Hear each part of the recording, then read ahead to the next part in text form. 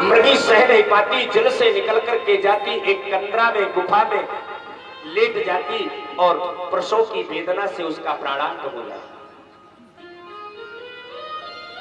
भरत जी महाराज सोर अर्घ कर रहे थे, उसी समय उस शिशु शावक को देखा जो मृगी के गर्भ से प्रसव हुआ, जल में डूब रहा था। भरत जी महाराज को बड़ी करुणा आ गई उस शिशु शावक को देख करके और उसको गोद में ले लिया। जब गोद में लिया तो उसके प्रति इतना राग उत्पन्न हो गया कि उसे अपने आश्रम पर ले करके आ गए और उसका पुत्रवत लालन पालन करने लगे और उस पर दया करने लगे।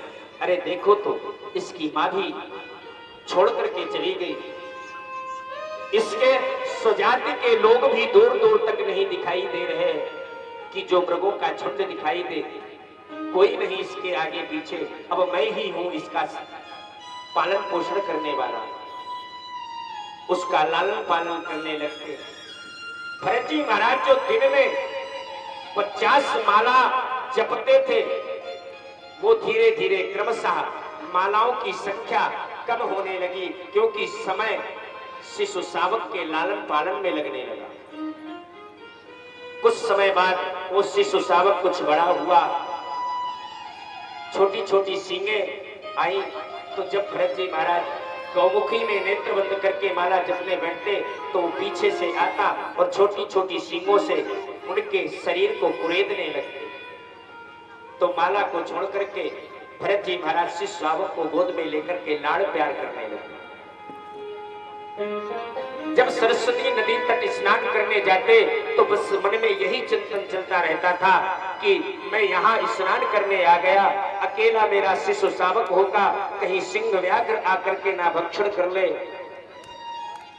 शीघ्रता से वो आश्रम आते और सबसे पहले वो देवताओं का स्नान आदि कराने से पूर्व ही उस मृग शावक को गोद में लेकर के उसको लाड़ लड़ाते। उनकी साधना कम होने लगी और समय अधिक लगने लगा शिशु शावक पर, जो राग परमात्मा के चरणों में लगाने के लिए सप्ततीर्थ का राज परित्याग किया, वो राग आज शिशु शावक पर लगने लगा।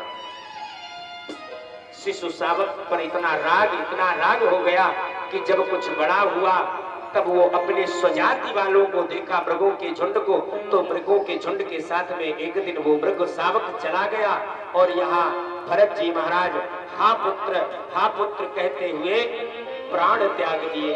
बोले लक्ष्मी नारायण भगवान की जय हो।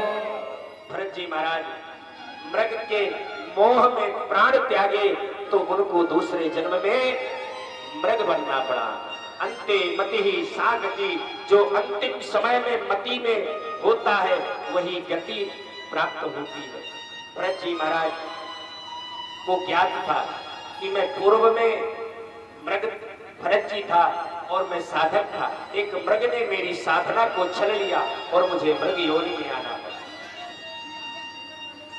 भरत जी महाराज मृग के रूप में भी मृगों के झुंड में नहीं रहते, सूखी घास सूखे पत्ते का आहार लेते और एक वृक्ष के नीचे बैठकर के तपस्या करते, वही चिंतन करते और काल की प्रतीक्षा करते कि कब मेरा समय पूर्ण हो और इस शरीर से मुझे मुक्ति दे। समय अनुसार वो समय भी उपस्थित हो गया और मृग शरीर का परित्याग किया और दोबारा